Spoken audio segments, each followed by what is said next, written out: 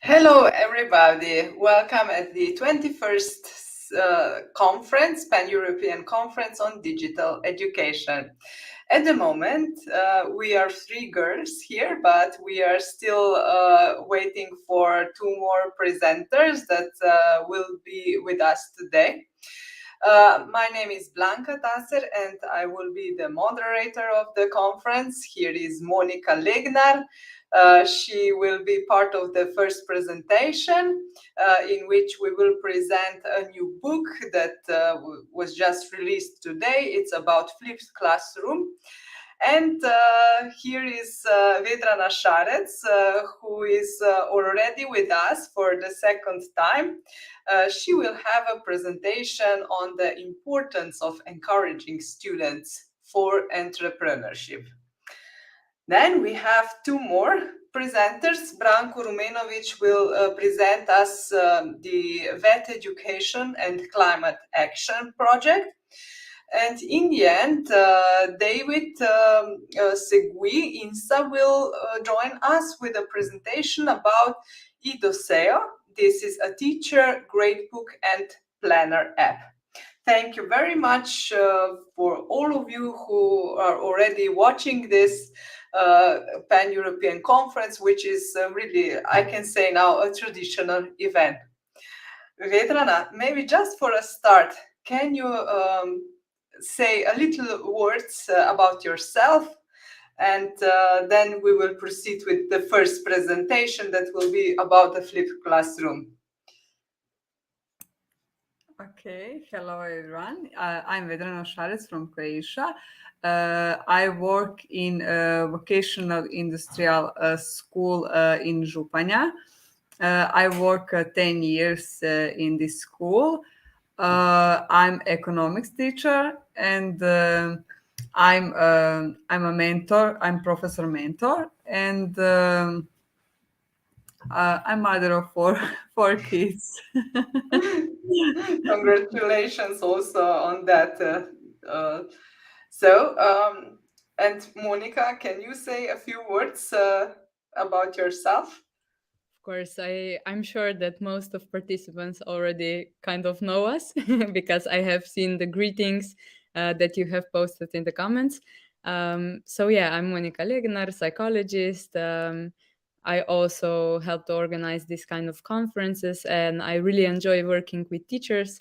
I also am one of the trainers of our Erasmus courses, and just previous weeks we had a course on emotional intelligence. So yeah, you're also welcome to join us live, actually, not just online. Exactly. So our first presentation today is a presentation of the newest handbook, Flipped Classroom, Reinvent Your Teaching Practice. Monika and I will present this, and I hope that maybe some of you already downloaded because it is available since this morning from the Pan-European Conference Facebook group, and also from the website erasmuspluscourses.com. It's of course free and it's in English. So Monika, can you introduce us briefly the book? Of course. At the moment I don't have your presentation yet, but probably you will add it. Here it is. Yeah, just so people have the impression of how this handbook looks like. So the title is Flipped Classroom, Reinvent Your Teaching Practice. Okay, looks like I have some problems with the screen. the second screen. It keeps turning off. But either way, we'll manage it with or without. Let me just try one more time and we'll see if it will work. Here it is again. Yes. Looks like do you have it somewhere? Yeah, looks like the screen, or I can also put it here. I don't know why this is happening. Perhaps we can try a little bit differently, and it won't be on the whole screen, but still you'll be able to see it. It's here. Yes, it looks like the full screen is the problem. So here you can see our handbook on the flipped classroom, which was developed in the scope of Erasmus Plus project, as Blanka will explain a little bit later. Here you can also see the table of contents. I can make it a little bit bigger, just so you have the impression. So at the beginning, the handbook is about flipped classroom, about myths and facts that are connected with the flipped classroom. So some things that are true, some things that are not true, how to implement the flipped classroom model in your classrooms is the second chapter. And then you can also see subchapters. So it's about Moon flipped classroom, Mars flipped classroom, and Jupiter flipped classroom. Those are different examples of classroom that can help teachers create their own classroom despite their pre-knowledge about this kind of concept. At the end, you also have a chapter about different kind of resources, tools, and materials you can use directly with your students, and also some real examples from practice about how other teachers implemented this flipped classroom in their own classrooms. And then some words about the effective project and also literature and other kind of sources that were used in this handbook. Just shortly about the whole, and here I can just show a little bit of how the handbook looks like. So you have different kind of photos, infographics, some kind of activities that you can actually write directly in the document. It's meant like kind of interactive handbook, not just the ordinary book that you will just read. It's kind of engaging at the same time. So that's from my side about the handbook. And now I will actually ask you some questions. Blanka is one of the authors of the handbook, so we have a privilege to speak directly with the editors of the Flipped Classroom handbook. Blanka, what makes this handbook so special? Why is it different from others? Thank you very much, Monika, for this brief introduction. Before I start, I would also like to invite all the participants to ask questions about the flipped classroom, and we will find some answers during our presentation. But first of all, yes, kindly invited to download it. It is available in the links that I put into the comments, so you can just click and then download it from the website. And now to your question, Monika. So why is this handbook so special? First of all, I would say that because, not because it's just a part of the effective project, but because it's a real result of an intensive co-creation of many people.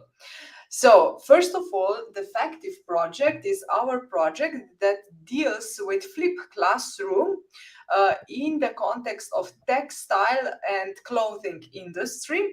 So in the vocational education and training, actually, and we are testing how to flip this different content within this industry. So first of all, in designing this handbook, we had the privilege to work with a really diverse international partnership, because as you see, also the editorial board is international, but also they actually, we co-created together. We had different workshops, what to put in the book, what not to put in the book, etc. So this is the first part. Then maybe some of the participants will remember the Pan-European Conference on Digital Education last February, so almost 1 year back. That conference was actually devoted to flipped learning, and teachers put their cases on Padlet. Teachers also shared their thoughts on Mentimeter. So we selected some of the teaching cases and put it into the book. That's why the book has so many different cases inside that can inspire us when we try to reinvent our teaching. But also all the thoughts that was there, on the Mentimeter, we tried, to involve them somehow, either as quotations, either as maybe some extracts. So actually many teachers, more than 500 teachers contributed in a way to this handbook. So, and also all the cases, I would say. Perfect. Thank you so much. So 500 teachers know it, then it's not so surprising that the document has over 100 pages if there were so many people involved in the co-creation. Perfect. And can you please share with us some kind of specific example of a flipped classroom activity that is described in this handbook? I can show actually one of them that was a product of our effective partnership, and it is included in the handbook. First of all, I would like to say that teachers sometimes do not have confidence about flipped classroom because they connect flipped classroom with high digital skills. So by this handbook, we wanted to show that actually flipped classroom is not always connected with digitalization, because we can do it with really low technology tools. And this activity that I will present is one of that activities. And you can freely use all those activities in your teaching practice. This activity, we call it transparency in clothing. But even though, despite the topic is clothing, actually you can use also in other subjects, because it is about active citizenship activity. It's from the page 56. And with this activity, students raise their awareness of the importance of transparency in the clothing industry. So, when we speak about flipped classroom, as you know, we kind of reverse the learning. So students are doing some activities at home, then some activities in a classroom, and then again some activities at home. So we constructed this activity in such a way, in 3 ways actually. So as you know, transparency in clothing in the fashion industry is quite a big problem, because if you look into your wardrobe, what do you wear? Do you really know about the issues of raw materials, about the chemicals that are used in the material? So we wanted, to raise awareness about these problems also with students. And we structured this activity in a way that students at home choose a random item of clothing and try to find out where the raw materials come from. So maybe it's a good idea that students work on the same item of clothing, for example, a red t-shirt, because they must then cooperate with one another, and the experiences must be recognizable. For instance, they research, this research can simply be done via the internet. They can look up to find the resources of raw material. Then they can maybe compare whether they found the resources or not. Most likely they will not find. Maybe some of the brave students will then contact the company to maybe provide information about the sources of raw materials, etc. So this would be maybe the home part of the activity. And then when they come in a classroom, they can share their findings in groups, preparing a poster session. They also discuss the questions of transparency, for instance, why it's important, what are the consequences of non-transparent industry, etc. And then at home again, they can maybe create a model with possible solutions of the transparency problems in the fashion industry. So this is, for instance, one example with really low technology, and it is an example of the flipped classroom. Perfect, thank you. Before in the introduction, we were talking about Jupiter, Mars, Moon. It almost sounds like universe, but it's a part of the handbook. Can you tell a little bit more? Why are these models included in this flipped classroom Reinvent Your Teaching handbook? Yes, this was our, actually, we thought really hard about that because many teachers said to us when we asked them different questions in Mentimeter that they have a feeling, I already mentioned that they do not have enough digital skills. This was one part of the problem. The second part that they mentioned quite often was that their students are not so self-autonomous that they would participate actively in a flipped classroom approach. So we thought that, yeah, of course, this can be an experience because we have different students, but we also thought that this is actually a journey that we have to, in a way, lead students that they will become self-autonomous. So maybe they are not now, okay, but when we lead them, they can become. And that's why we created like those three models, Moon, Mars, and Jupiter, because we wanted to show that, okay, Moon model, this is a really simple model of a flipped classroom, which is really, you know, highly structured, low technology, and it can be accustomed to really, I mean, all kinds of teachers and students. Then we have a Mars model, which is a little bit more advanced. So there are screen recordings included. But then the Jupiter model is the model that requires the highest degree of self-autonomy by learners and also by teachers. So the three ways, in a way, consider teachers and students' psychological safety when they are going out of their comfort zone. We have seen many cases in which an ambitious teacher wanted to implement a flipped classroom all at once with a bundle of digital tools and gamification elements. But actually then their good intentions resulted in the burnout of the teacher in one side and unmotivated students, all just because they wanted too much at once. We often say that students those days are digital nomads, but actually that is not the case.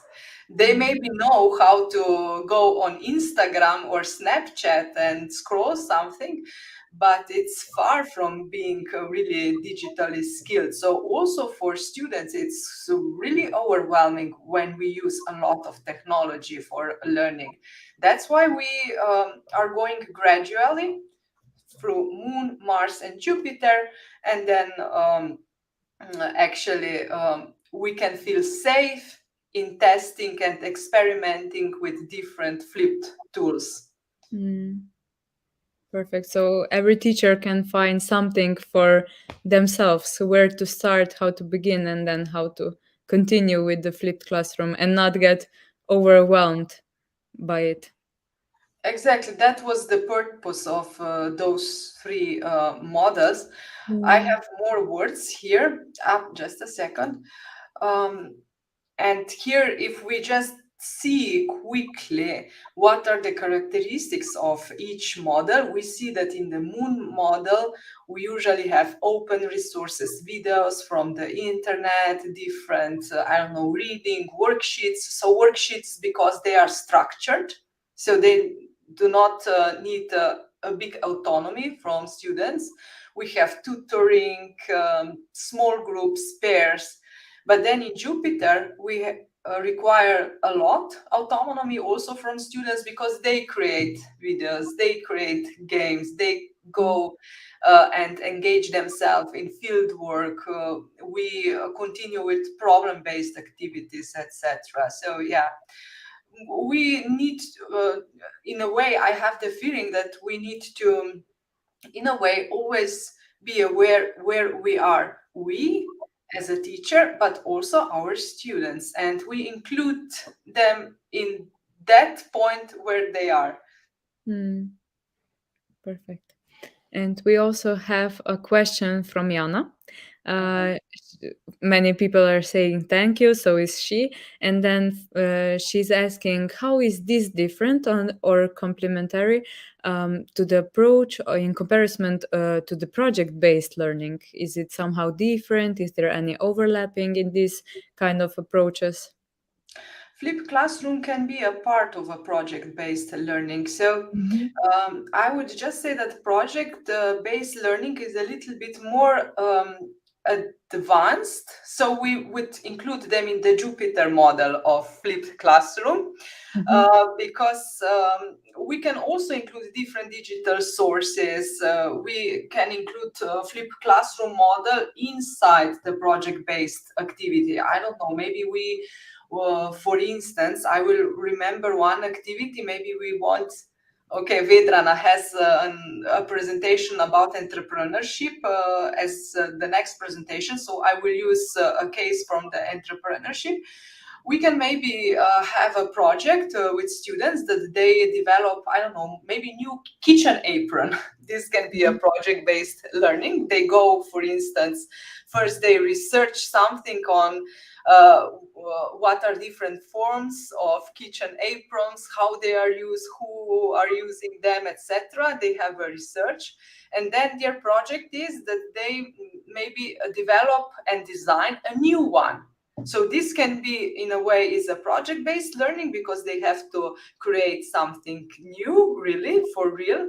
But it's also a kind of a flipped classroom, because they cannot participate in a classroom if they do not do their work outside the classroom, because there can be really different, I don't know, they can maybe conduct interviews with different people on using kitchen apron, etc.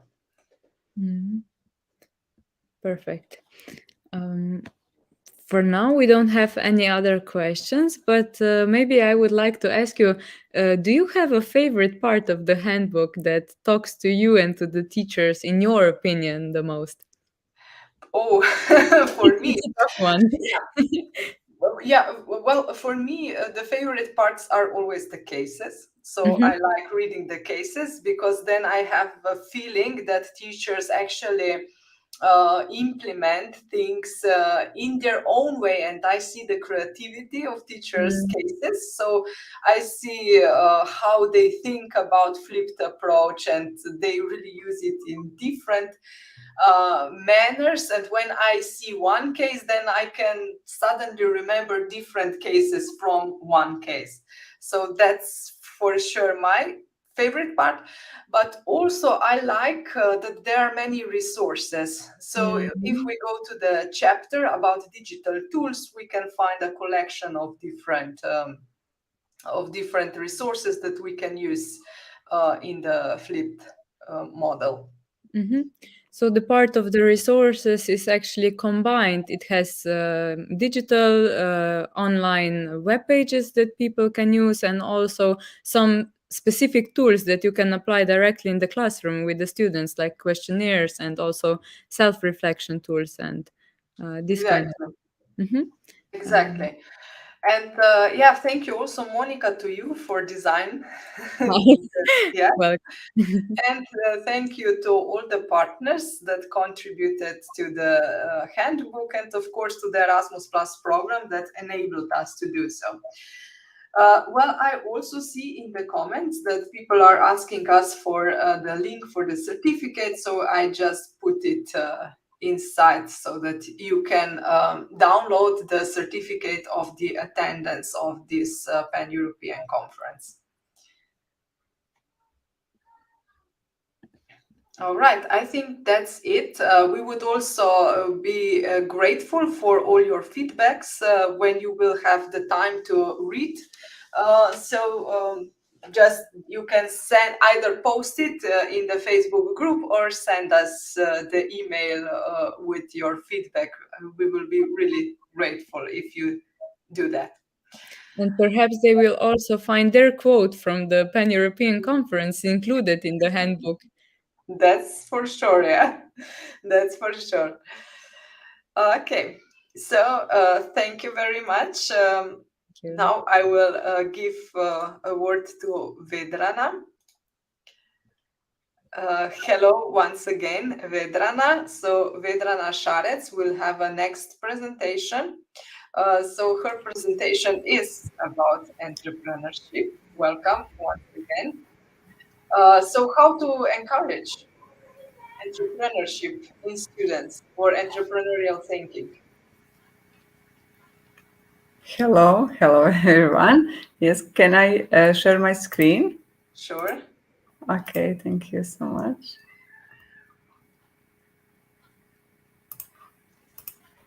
Okay, my presentation is about the importance of the encouraging students for entrepreneurship.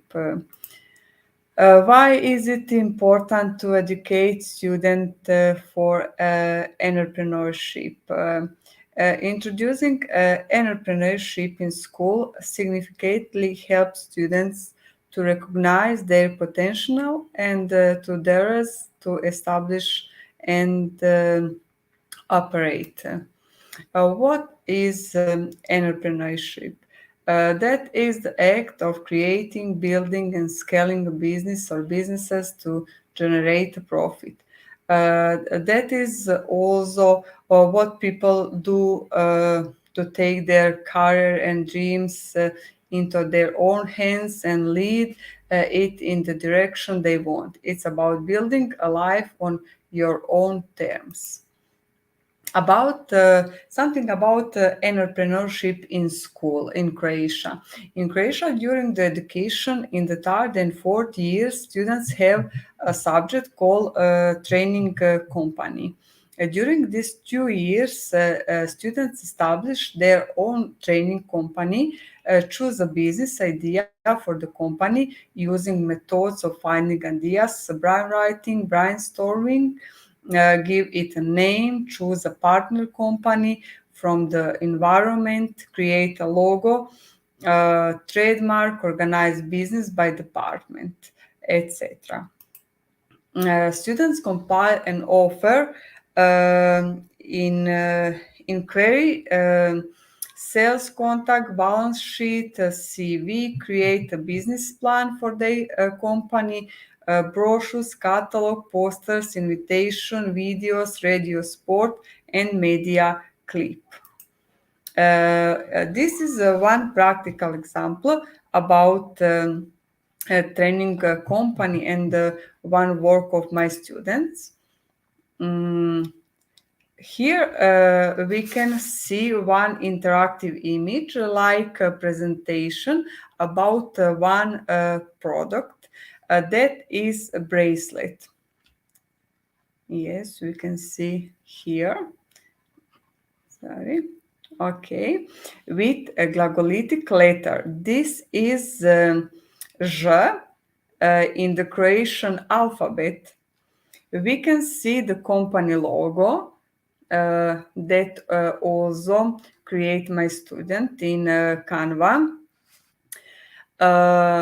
Also, we can see three letter on glagolitic, and this is the letter Ž, which has made in AutoCAD in three colors, and red, blue, and white. And here we can see prototype. This is three my students which made this interactive image, and that is their idea, Laura, Mariana, and Muhsin.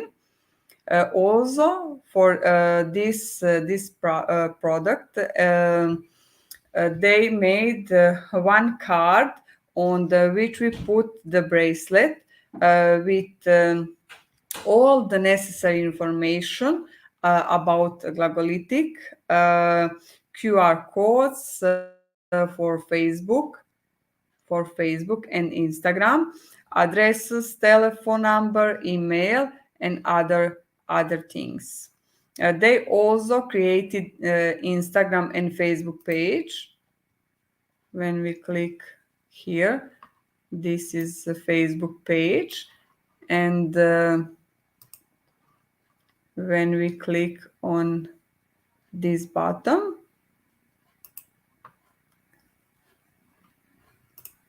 we can see the Instagram page.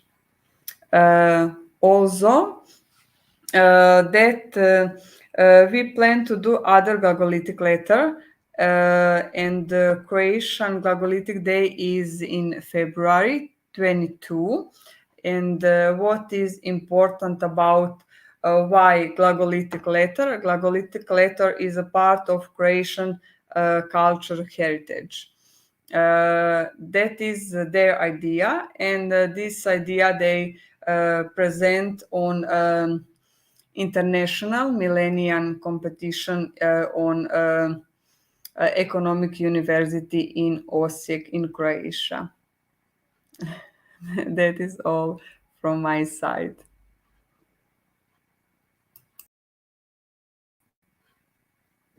Okay, thank you, Vedrana. Thank you for your presentation. So at the moment, I don't see any questions. So if you have, dear teachers, any questions, you can also post them later. And Vesna is asking if you can send a link of Facebook and Instagram that you mentioned in your presentation. Yes, So you can maybe give in the private chat, and then I can share on the comments. Okay. Yeah. Yes. Okay. Yes. Of course. Okay. Thank you. Thank you. So the next presentation, I'm inviting Branko. Hello, Branko. Hello, can you hear me? Yes, we hear you. Okay. So Branko is also one of the very active teachers. Maybe for a start, you can say some words about yourself before we continue with your presentation. Okay, I'm Branko Rumenović, and I am an economic teacher from Ogulin. I work at Bernardin Frankopan Grammar and Vocational School. I am a teacher mentor. I like statistics, economy, climate change, and in private, I like folklore. Great, Okay. thank you. And you can combine all those things that you are interested in also in your teaching, right? Yes, and I will speak about climate change and economy. Exactly. Can I share my screen? Yes. So presentation his is about vet education and a climate action project. Yes, just a second. Okay. Here we have your presentation, yes? Okay, now you see my presentation. Yes. Okay. My presentation is about vet education and climate action project. As I said, I work in Ogulin, in Bernardin Frankopan Grammar and Vocational School as a vet teacher and teacher mentor. I will speak about connection between vet education and climate action project. Vet education is education in school and in the workplace. This education combines skills development taught theoretical education in school and develop of practical skills in the workplace. My school participate in this project since 2020. Climate Action Project is organized by non-profit organization Take Action Global from USA. The organizer prepared curriculum for teacher and web platform for all materials. The project lasts for 6 weeks. In project participate 146 countries from the world and 2.7 million students from about 13,000 schools. In this project participate 54 students from Ogulin. In first week, we look for causes of climate change. We work with web tool Linoit and we exchange experience with students and teachers from Cameroon. In week 2, we learn about connection between climate change and economy. We use photos, graphs, data, pictures to learn about connection between economy and climate change. In this week, we plant a tree for future generation. In week 3, we have a big webinar, Zoom meeting with students and teachers from Cameroon, Nigeria, India, Tunisia, Portugal, and Croatia. It is great to see how students work together in this project. We have here few pictures of students' work. In week 4, we create new ideas and new solutions to save planet Earth. And in week 5, we connect with a local community. In this last 2 weeks, we decide to plant more tree. Every student plant one tree at his or her home. And we have exhibition about students' work. At the end of this project, we have Climate Action Day. Lots of public people support this project, such as Prince William and Princess Esmeralda of Belgium. On this day, the organizers present Earth Project application. You can download this application to your mobile phone and work with this application.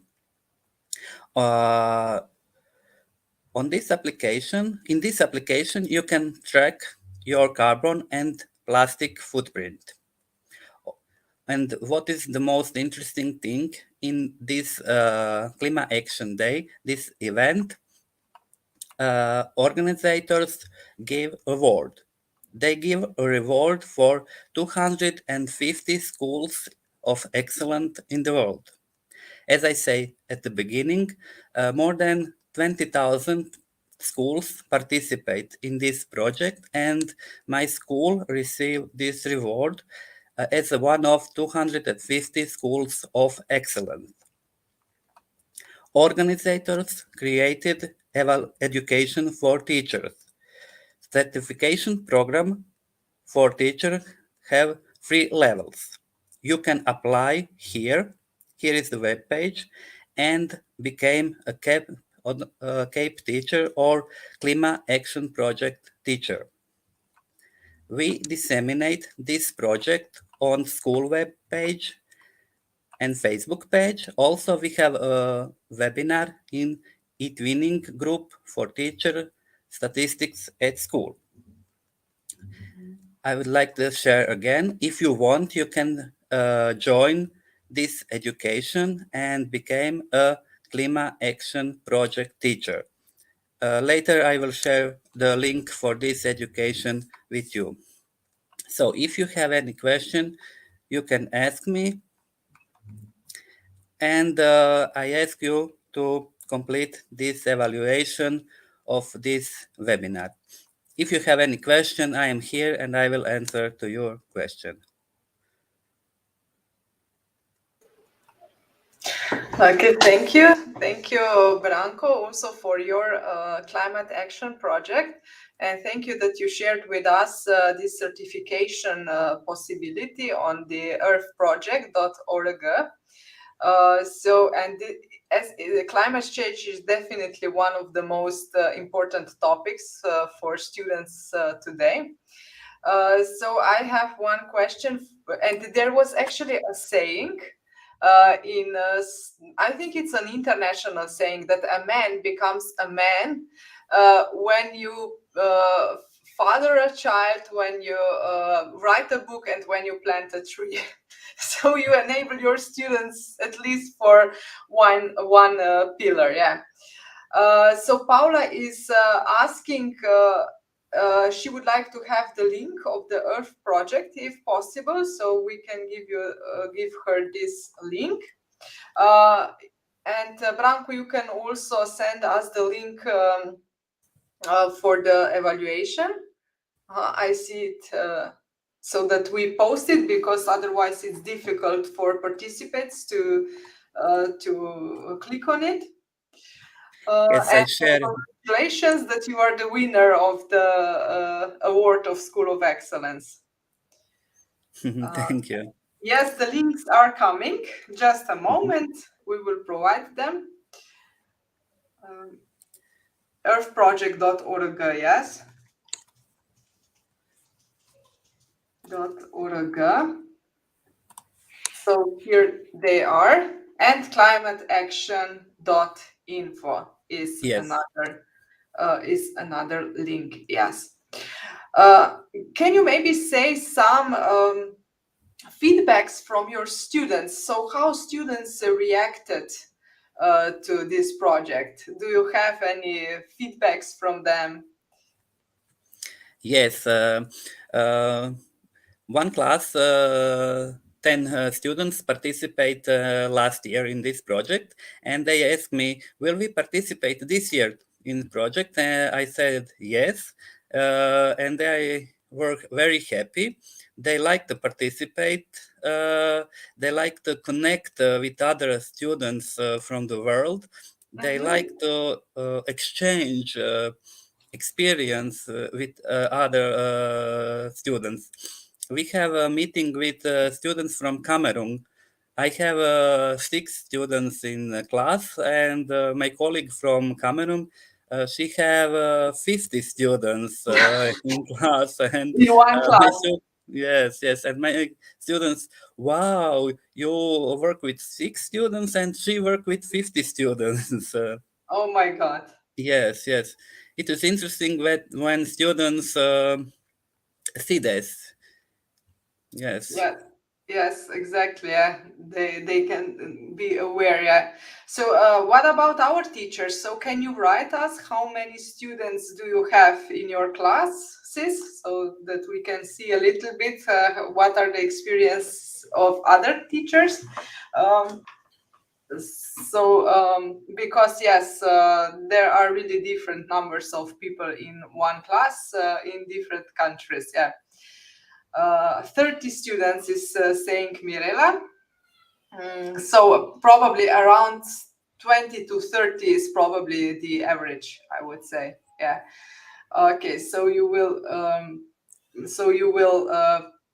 participate again. Thank you very much. Thank you, Branko, for your presentation. And I hope to see you again in one of our conferences. Thank you very much, and thank you for the nice comments on my presentation. Thank you. Yes, there are many comments like great project, thank you very much, and people are congratulating you. Thank you very much. Before we are going to the next presentation, we are still waiting for David. I saw one question in the comments still about flipped approach. So there was one question about I think by Valentina. Yes, why did you decide to flip? What were your expectations? Okay, maybe I can comment, or would you like Monika to comment first? My first thought on this question was, why not? That was the first question that popped into my mind, because it's a different approach, a more natural one. Once you have a certain problem in your own life, first you research about it a little bit. And then after doing research on your own, that kind of increases your motivation to learn, then you can learn from other people. And I think it's the same with the flipped classroom. At the beginning, students are learning for themselves at home, and when they go to the classroom, they're already intact about one topic. They already know that what they will have to learn, what would they like to learn. So it's a little bit different when it comes to the motivation of the student. And also I think that all the tools and interaction between students increases their motivation to work. So I think that motivation is one of the greatest things when it comes to flipped classroom. Yeah, because it comes from real life problems. That was also Yes. actually mine, because I think that students and teachers both are sometimes tired from presentations. They have this natural need to create something, to do something, and the flipped approach is actually perfect for that you can just engage students, but be careful because maybe your students are not used to it, and they will be at first reluctant to it. One thing in flipped classroom approach, there is really popular to use videos.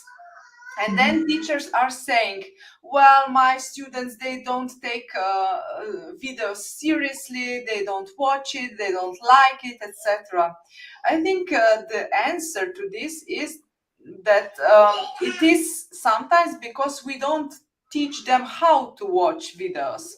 So in the Flipped Classroom Handbook, we provide step-by-step instructions in a way, so how to teach, what to tell them, to students, how to watch a video, how to engage with videos, what materials can we prepare in order to support students, that they will actually take seriously all the video contents that we give them. Yeah. I agree. Yeah, and I would like to take also this opportunity for one another thing, that I would like to invite all of you to the next Pan-European conference, which will be also special. Just a moment, because it will be devoted to the digital teaching of languages. So digital teaching of languages is another Erasmus Plus project that we are starting with. And this time we already have a part of the program. So we will have a round table about the digitalization and inclusion in teaching languages. Are they friends or enemies? Then we will have how to motivate colleagues who don't like to use digital tools. We will have Teams and Quizlabs, platforms to support the teaching of foreign languages that will be presented by Spasia and Nekoška. And we will present one e-twinning project initiative. But we are still looking for 2 more presentations, which we will choose from the teacher's application. So if you are a language teacher, please apply. The next conference in January is in the end of the month, 27th of January, and you can have your presentation there, and the presentation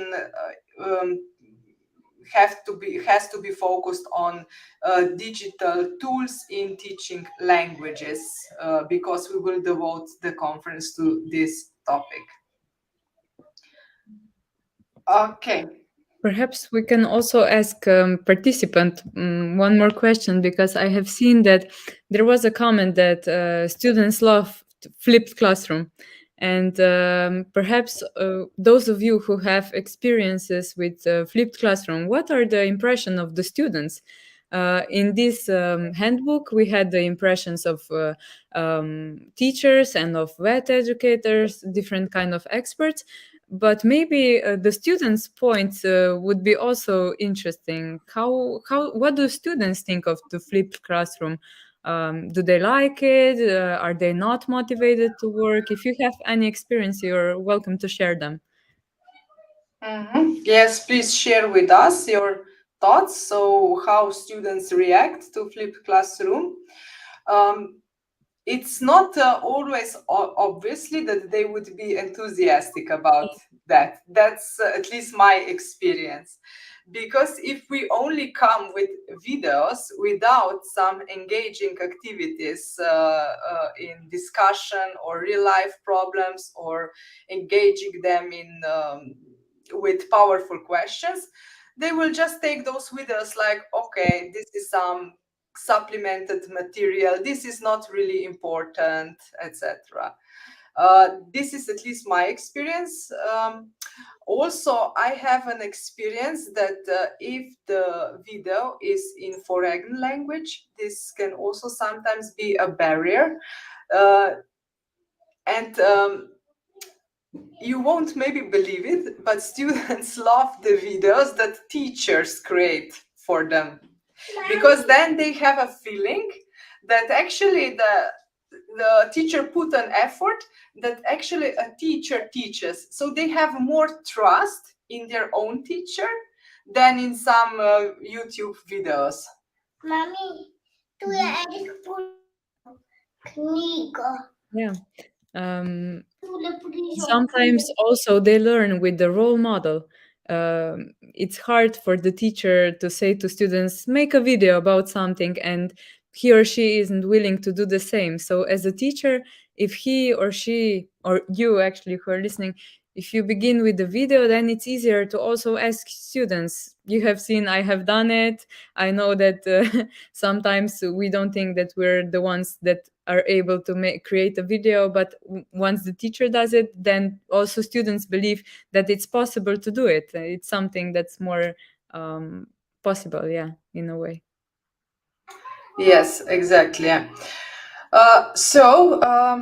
I think that maybe David will attend a little bit later for his presentation. So Monika, do you have any thoughts? Maybe we can conclude or we continue with somehow.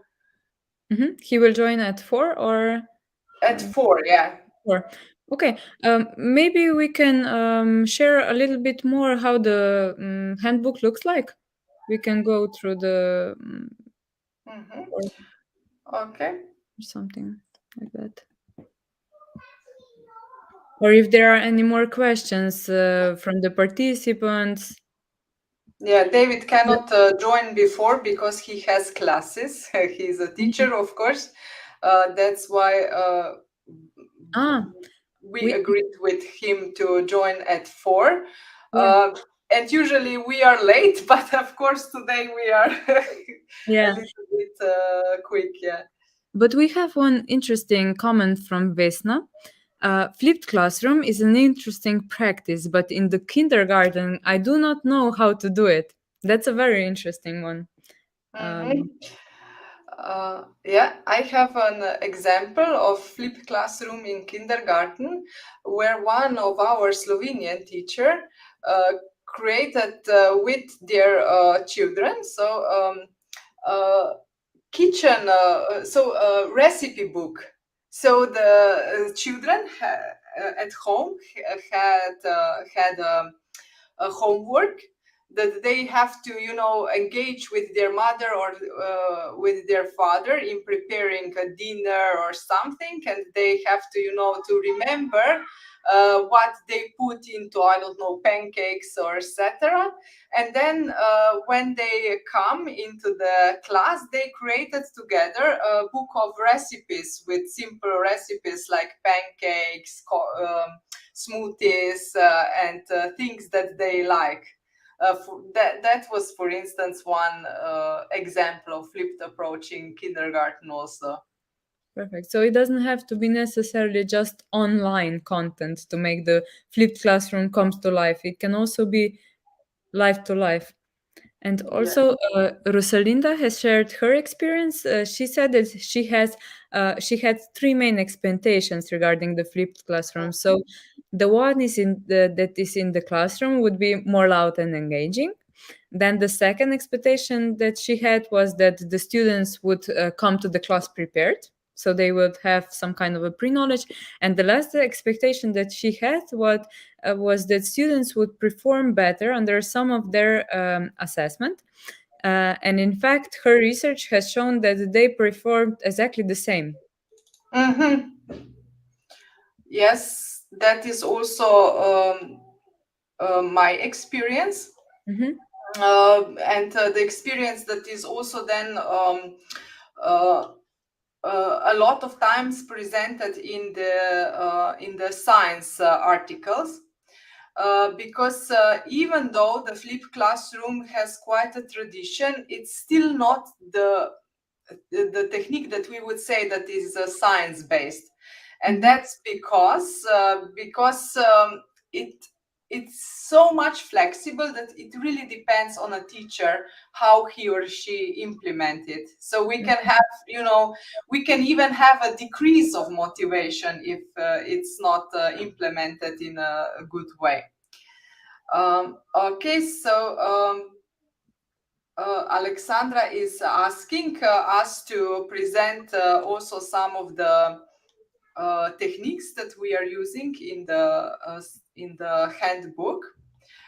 So I'm just wanted to show one of the example because before I mentioned the kitchen apron, so I will mention and go through this activity. So indeed, in the effective partnership, we created one of the activity for students that also you can use is the redesign of traditional aprons. I will speak about climate change and Okay. There was some, yeah.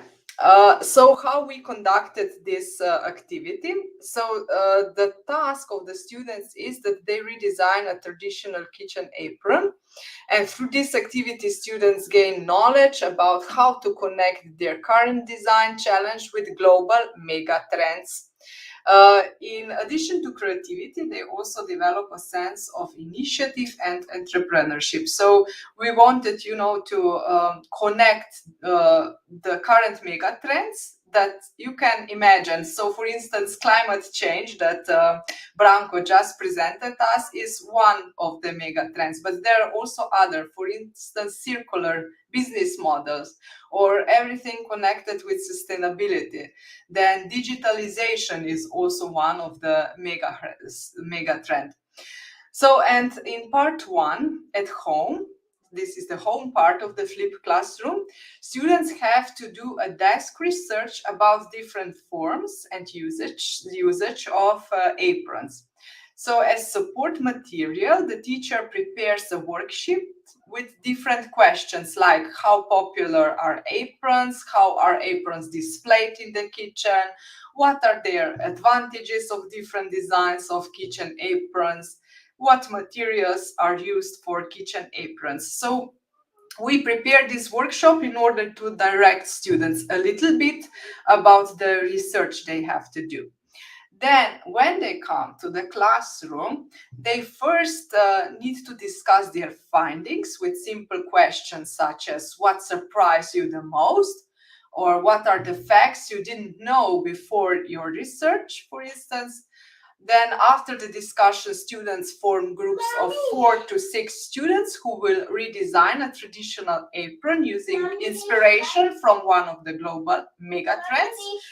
And the teacher then presents 3 global megatrends that I just mentioned. So the teacher presents something about digitalization, teacher presents something about the circular economy, and teacher presents something about green and sustainability. And then the task for students is, to connect those things together. So they are in a way to be inspired by one of these trends, so digitalization, circularity, or sustainability. And then they have to redesign the classical apron in line with their chosen megatrends. So this we use this philosophy for actually to inspire students. And then in the handbook, in the page 70, is also connected one of the creativity techniques that is called scamper, that we can use when we are doing this activity with our students. So then they create something real and something really innovative when they have to think about digitalization and kitchen apron. And the youngest are the students, the more creative they are.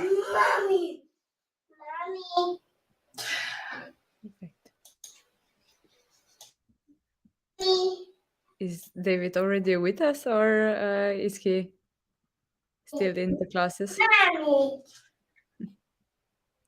Yeah. Okay. So the microphone, yes. So this is one of the activity. Yeah. My children are saying hello to everyone, so they are with us here.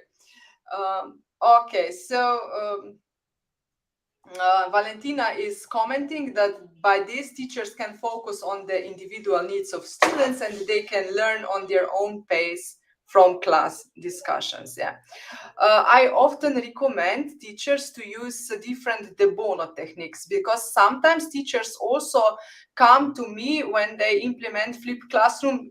They say, "Oh, what students are on their own now? What can I do now in the classroom?" So I usually then suggest to them that they use different de bono techniques in order to inspire students on thinking, critical thinking skills, and creative and collaborative skills. They are really useful because teacher really gets additional time in the classroom when we implement the flipped classroom approach. Mommy.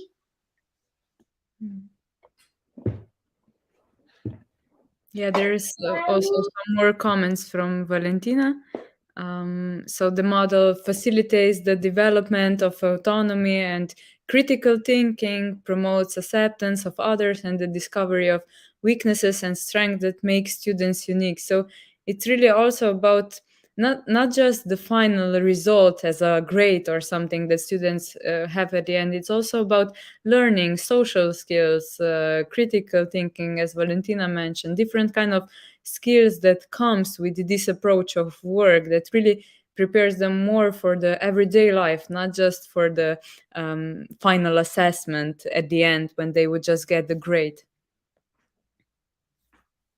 Yes, exactly.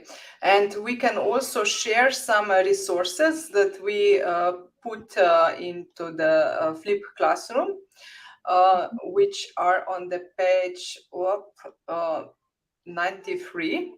Okay, I will just share the screen. Just window. Up. So you can see here there are useful online resources. They're in alphabetical order, so they are really different. I think that a lot of them you already know it and maybe use them in your teaching practice, but there are also some new, and you can maybe consider them when you want to do something with your students. So you can see that it's a lot of them. It's on the page 90. Okay, and now I think that David is finally here. So thank you, dear participants, for your patience. I think that Monika and I were now in a little bit of improvisation mode because we really wanted to hear David, because he has a really nice presentation about the Teaching Great app. But also, yeah, usually we are late with different presentations, but today we were kind of a quick. But I think maybe this is also great that we discussed a little bit more about Flipped Classroom, because I think that maybe also in the future we will have more presentations about that. So, Monika, can you say a few words for a conclusion? Yeah, I wanted to thank the participants that were also sharing their own experiences. It is the most beneficial when we are from such different countries that we all share. At the same time, we figure out that sometimes we have the same struggles, and we're not even aware of that other teachers have the same problems as well. So or ideas, or maybe good stuff. So it's great to share everything. So thank you, Monika, very much for your contribution. And David, welcome, really warm welcome to you. Well, also David, he is a teacher, and he had a specific situation in connected with COVID, but he put so much effort into it that he is able to join with us today. Thank you very much. David, before you start, can you say just maybe 3 sentences about yourself?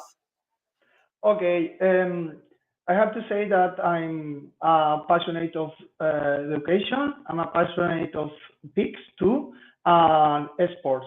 It's what I can say about me and what describes me better.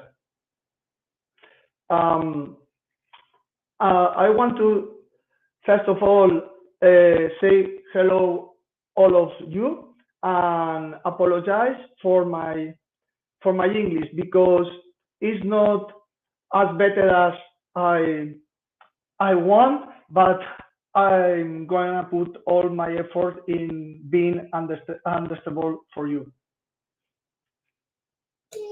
Thank you, David.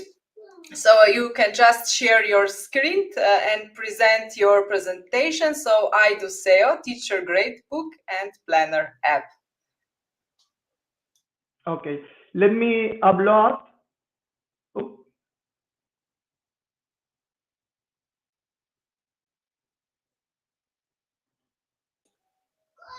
Okay.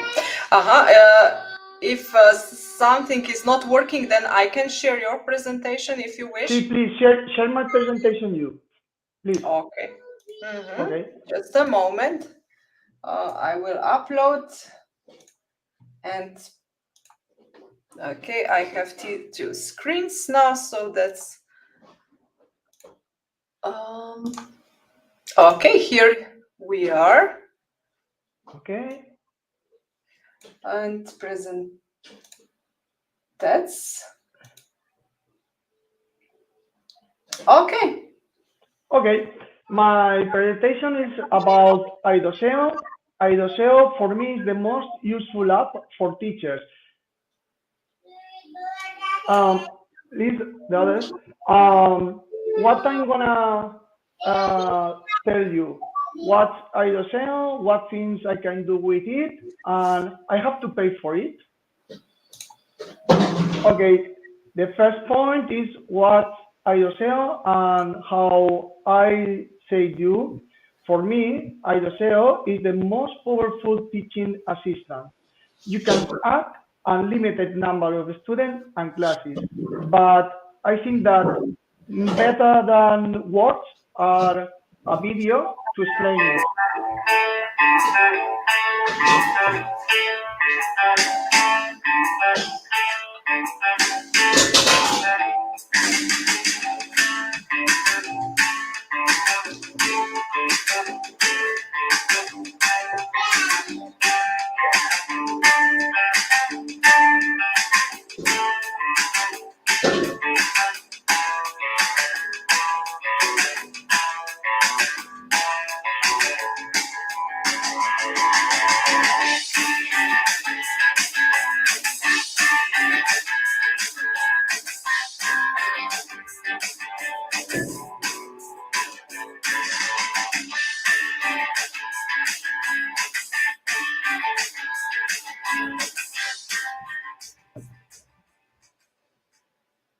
Okay. Okay. What I can do with iDoceo? Whatever you imagine, you can do with it. Whatever you need in your work, you can do it with iDoceo. iDoceo is a notebook when you can do all the things that you need with the marks of your students. The iDoceo notebook will allow you to keep track of any data, notes, evaluation, or evidence of your day-to-day in class. Each cell is a multi-layered container capable of holding text, icons, notes, resources like images, video, photos, files, or annotations, whatever you need. You will be able to add calculations, means, sums, conditions, and you will see all the results in real time while you enter your data. You can do whatever you imagine with the marks of your students and whatever you need.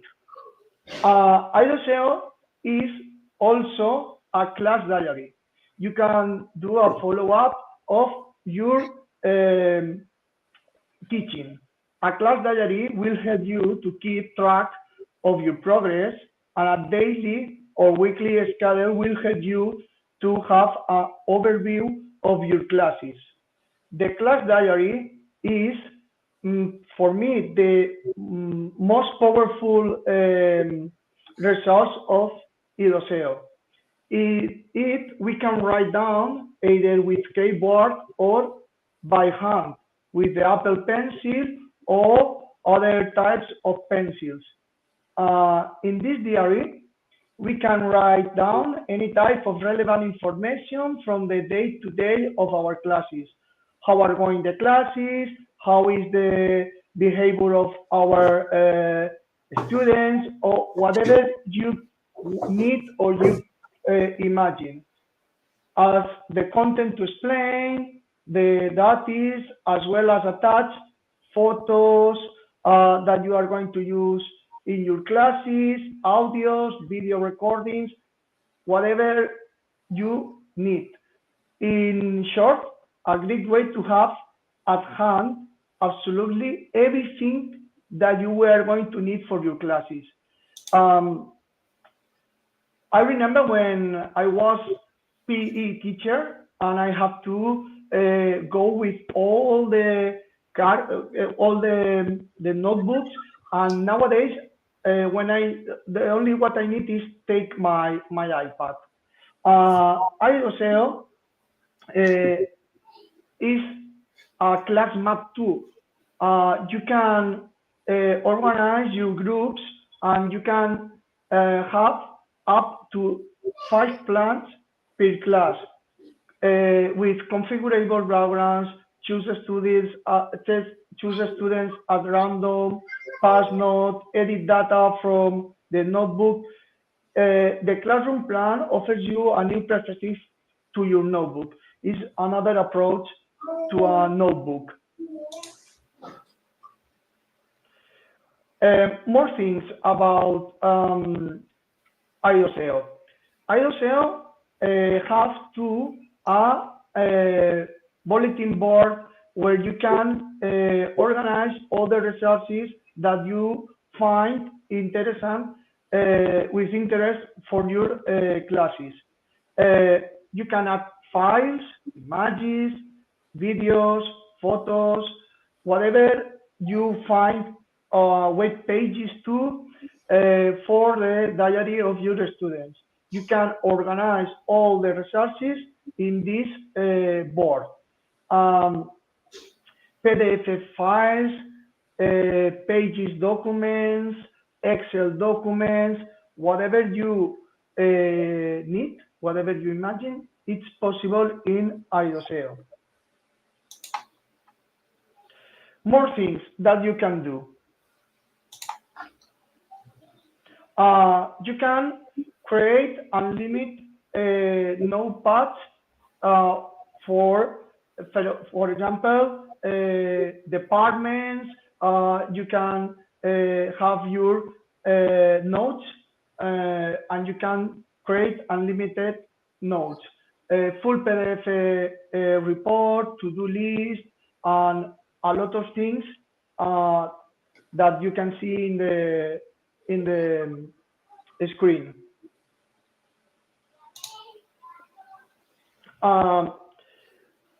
iDoceo have multiple options of backup with Dropbox, Google Drive, iCloud, on your own web server, and accomplish is important.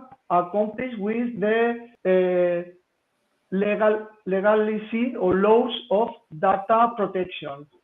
Other apps of the group of iDoceo is the Great Scanner. You can do tests, and with this app, you can scan the marks of your students, and it's connected to iDoceo, and you only have to scan. Another one is the roulette to use in your classes, or other apps that you can see in the screen.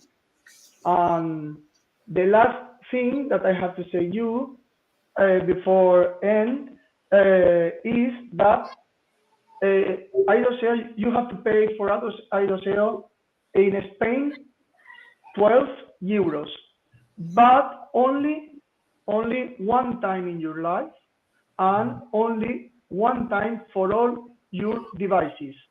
For me, is the money that I have best invest in my life, because I use iDoceo every day in my teaching. Thanks, and if you have any question, you can ask me. Okay, thank you very much. 7 minutes.